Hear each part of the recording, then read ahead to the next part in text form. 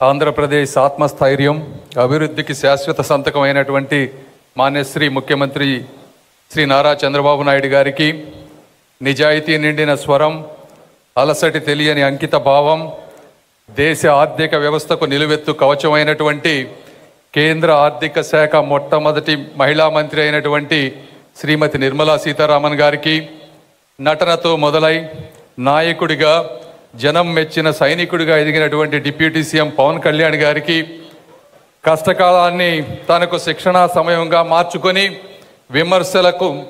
విమర్శకులకు తన మెజారిటీతో సమాధానం ఇచ్చినటువంటి యువ నాయకులు శ్రీ నారా లోకేష్ గారికి, వేదికను అలంకరించినటువంటి ప్రియతమ మంత్రివర్యులకు, సహచర నాయకులకు, కార్యకర్తలకు, అమరావతి ప్రాంత ప్రజలకు, మీడియా మిత్రులకు, అదేవిధంగా దేశం నలుమూలల నుంచి విచ్చేసినటువంటి ఆర్థిక నిపుణులకు అందరికీ కూడా మనస్ఫూర్తిగా ధన్యవాదాలు తెలుపుతా ఉన్నాను.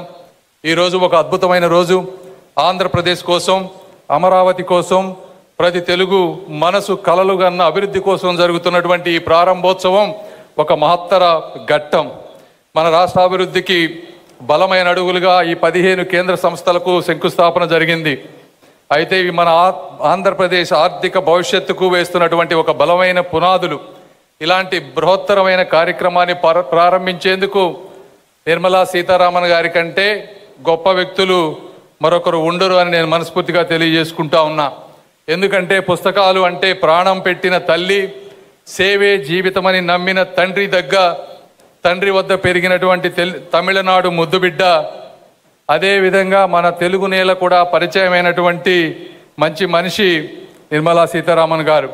భారత ఆర్థిక వ్యవస్థకు ఆర్థిక మంత్రిగా 8 సార్లు యూనిట్ బడ్జెట్లు నిర్వహించిన చరిత్ర ఇప్పటి వరకు ఎవరికి లేదు, అది వారికే దక్కింది. దక్షిణాది భారతీయుల ఆశయాలను, జాతీయ విధానాలను కలిపి వారధిగా ఉన్నతమైనటువంటి బాధ్యతలు వారు నిర్వర్తిస్తున్నారు. ఇప్పుడు ఒక్కసారి మీరు చరిత్రలోకి వెళ్తే 2000 ఈ సంవత్సరంలో 4వ అతిపెద్ద భారత ఆర్థిక వ్యవస్థగా మారటానికి ఏదో ఒక కాకతాళీయంగా జరిగినటువంటి పరిస్థితులు కాదు. ప్రధానమంత్రి మోదీ గారు కానీ, అదేవిధంగా నిర్మలా సీతారామన్ గారు లాంటి వ్యక్తులు ఒక దృఢ సంకల్పంతో చేసినటువంటి కఠోరమైనటువంటి కృషి వల్ల ఈరోజు భారత్ ఆర్థిక వ్యవస్థ ముందుకు వెళ్తూ ఉంది. 2014 సమయంలో యూపీఏ నుంచి వచ్చినప్పుడు పబ్లిక్ సెక్టర్ బ్యాంకుల్లో దాదాపుగా ఎన్పిఏలు వచ్చి 8% ఎన్పిఏలు 4 లక్షల కోట్ల అప్పుల్లో ఉంటే 4R రూపంలో, అంటే రికగ్నిషన్, రిజల్యూషన్, రిఫార్మ్స్, రీక్యాపిటలైజేషన్తో అన్ని పబ్లిక్ సెక్టార్ బ్యాంక్స్ని 10 బ్యాంకుల్ని 4 బ్యాంకులుగా విలీనం చేసి ఈరోజు ఎన్పిఏలను 8% నుంచి 0.7%కు తగ్గించి 1,40,000 కోట్ల రూపాయల ఆదాయాన్ని పబ్లిక్ సెక్టార్ బ్యాంక్స్లో తీసుకొచ్చిన ఘనత శ్రీ నిర్మలా సీతారామన్ గారిదని మీ అందరికీ నేను తెలియజేసుకుంటా ఉన్నా. అదేవిధంగా ఆంధ్ర ప్రాంత ప్రజలు వేసినటువంటి ఓటు ఈరోజు కూటమి ప్రభుత్వం ద్వారా జిఎస్టీకి సపోర్ట్ చేసేటువంటి శక్తినిచ్చింది. జిఎస్టీ ద్వారా ప్రతి వ్యక్తికి ఈ రోజున ప్రతి పేద కుటుంబానికి దాదాపుగా 1,200 నుంచి 1,500 నెలకి, అంటే సంవత్సరానికి 20,000 రూపాయలు, 2 వీలర్ కొనుక్కునే వాళ్ళకి 10,000 రూపాయలు, కారు కొనుక్కునే వాళ్ళకి 80,000 రూపాయలు, ఇల్లు కట్టుకునే వాళ్ళకి 2 నుంచి 5 లక్షల రూపాయలు, అదేవిధంగా హెల్త్ ఇన్సూరెన్స్కి 0% జిఎస్టీ ట్యాక్స్ చేసి దేశం అంతా కూడా పేదవాడి మనసు గోచుకున్నటువంటి వ్యక్తి శ్రీ నిర్మలా సీతారామన్ గారు అని నేను మరొక్కసారి తెలియజేసుకుంటా ఉన్నాను.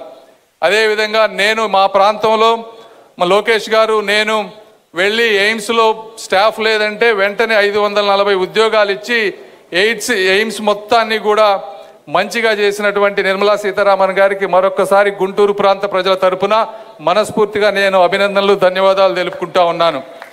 అదేవిధంగా ఇప్పుడు ఒక్కసారి అంటే నిర్మలా సీతారామన్ గారు నాకు కూడా వ్యక్తిగతంగా ఒక స్ఫూర్తి. అంటే ఒక బడ్జెట్ పెట్టాలంటే నేను 1 సంవత్సరం అయింది రాజకీయాల్లోకి వచ్చి, కేవలం మినిస్టర్ ఆఫ్ స్టేట్గానే జీవితం ఎంత కష్టం ఉంటుందో అనుభవిస్తూ ఉన్నా.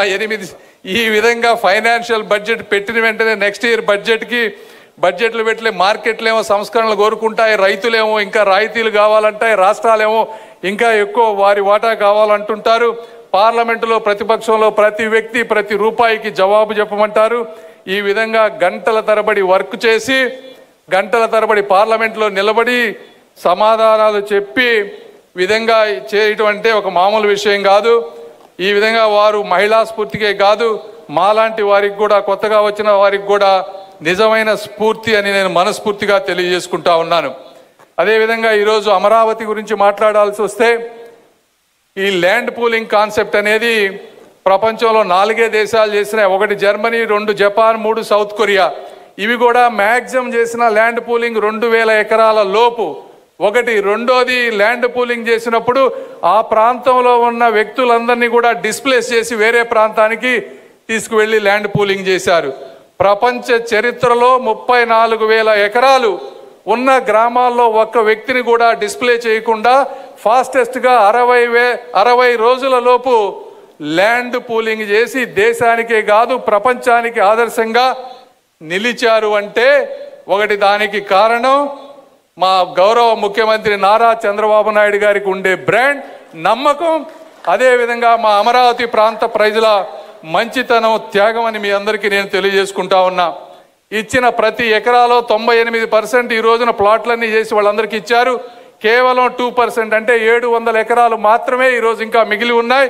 ఇవి కూడా వచ్చే 3-4 నెలల్లో ఇచ్చి ఈ ప్రాంతంలో ఉన్నటువంటి అన్ని సమస్యలు, ఎసైన్ ల్యాండ్స్, లంక భూములు, జరీబ్ భూములు, గ్రామ కంటాలు, టీడీఆర్ బాండ్లు, ఏ అయితే సమస్యలు ఉన్నాయో ప్రతి సమస్యని ఒక్కొక్క ఐటెంగా తీసుకొని వచ్చే 2-3 నెలల్లో పూర్తి చేసి ఈ ప్రాంతాన్ని, అమరావతి అంటే కృష్ణానది ఒడ్డున 3000 సంవత్సరాల నాగరికతకు నిలయంగా నిలిచినటువంటి స్థలం ఈ అమరావతి.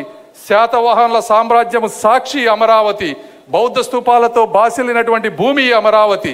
ఇక్కడి శిల్పాలు, శాసనాలు, స్తూపాలు శాంతి, జ్ఞానం, ఆనందం అనే భారతీయ సందేశాన్ని యుగాల పాటు మోసుకొచ్చినటువంటి భూమి ఈ అమరావతి.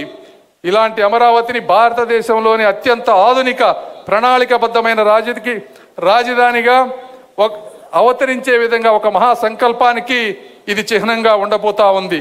విస్తృత రహదారులు, పచ్చని ప్రదేశాలు, ప్రపంచ స్థాయి ప్రభుత్వ సంస్థలుతో ఈ అమరావతిని ఒక గొప్ప నగరంగా నిలబెట్టబోతా ఉన్నాయి. అమరావతి అంటే ఆంధ్రుల ఆత్మవిశ్వాసం, అమరావతి అంటే ఆంధ్ర ప్రజల కళ, అమరావతి అంటే భవిష్యత్తు తరాలకు ఎన్డీఏ కూటమి ఇచ్చేటువంటి ఒక వాగ్దానం అని తెలియజేసుకుంటూ, ఈ వాగ్దానానికి మూల స్తంభాలుగా నిలబడుతున్నటువంటి మా deputy chief minister Pawan Kalyan గారికి, అదేవిధంగా నారా లోకేష్ గారికి, అధికారులకు, నారాయణ గారికి, అందరికీ కూడా మరొక్కసారి మనస్ఫూర్తిగా ధన్యవాదాలు తెలుపుకుంటూ, ఆఖరిగా ఇలాంటి మంచి అవకాశాన్ని నాకు కూడా అందించిన మా గౌరవ ముఖ్యమంత్రి గారికి, అదేవిధంగా మోదీ గారికి మనస్ఫూర్తిగా కృతజ్ఞతలు తెలుపుకుంటూ సెలవు తీసుకుంటున్నాను. జై Hind. Thank you. Thank you, sir. Thank you very much. I now request our